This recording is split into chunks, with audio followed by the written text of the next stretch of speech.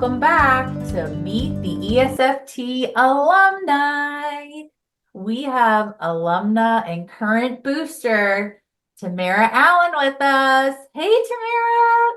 Hey. Tamara, special place in my heart, is a part of the Allentown Cohort. So, Tamara, how long have you been practicing ESFT? For over 5 years. Yeah. Yay! So exciting. What aspects of the training experience have most influenced you and your development of skills as a systemic family therapist?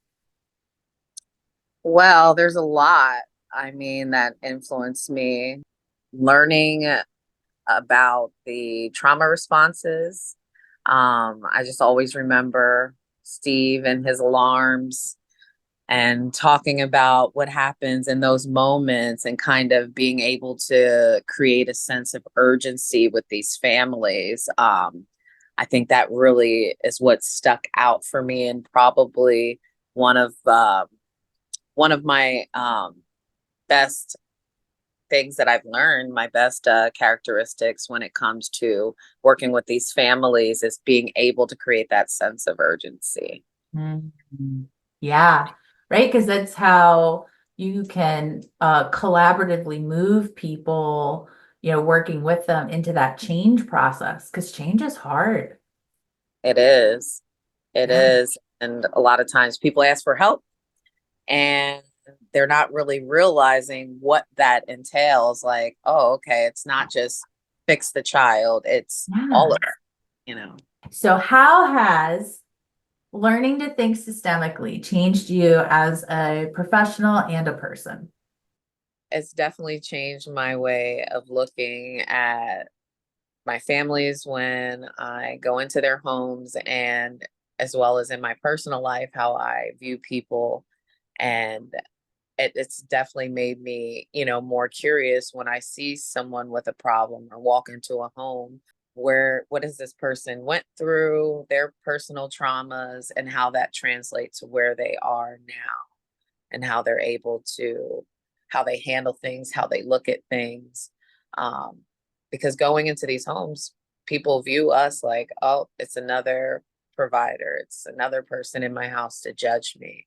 Um, and it Yeah. helps me better connect and build those relationships with them by gaining a better understanding and using all of our assessment tools. And it makes me think about how they're connected, how cross generationally, um, there are these patterns, and through understanding them and looking at things from where they started in terms of where they are now, it definitely gives me a better understanding of people. So it's definitely strengthened my interpersonal skills and my views and the way I look at others. Oh, yeah, right. I mean, like once you start seeing the system and the patterns, you can't unsee it.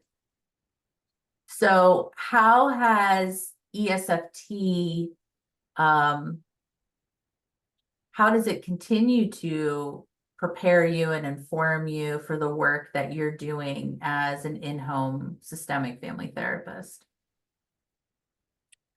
I think the thing most important way that it affects me now is when I'm looking at um, helping to promote and encourage change with these families, in terms of first order change versus second order change, what that looks like. Because it's so easy to go into these homes and get caught up in the content of things. What's going on?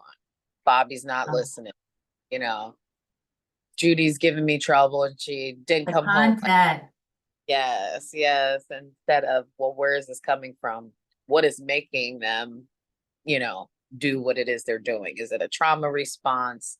You Yeah. know, looking for something, they want to strengthen that attachment. So it definitely helps me go into these homes being more intentional.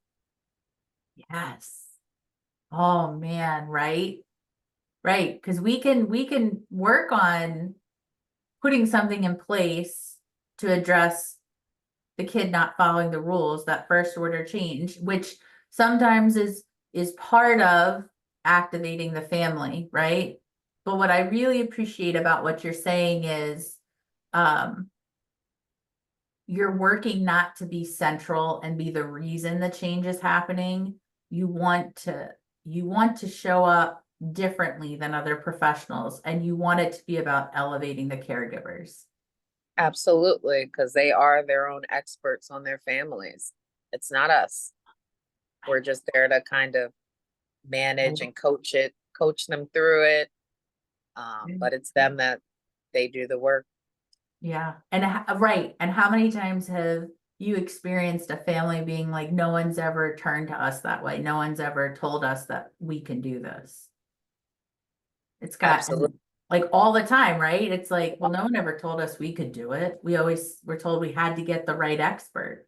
Yeah. So we were looking for you to give us the answers, but some way you got us to give us ourselves the answer, and Right? got to discover that self-discovery, that co-discovery that happens.